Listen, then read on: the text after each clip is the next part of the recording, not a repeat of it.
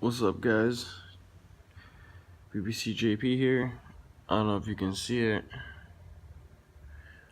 but there's like a little white ring right there, just spinning over and over and over again.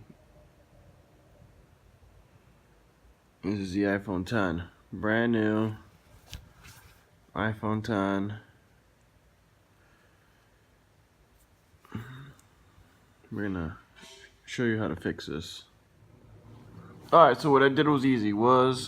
I just pressed this button really quick, the top button, the volume top button, then I pressed the bottom down button really quick and released it, and then I held this button, and then and then it forced reset it.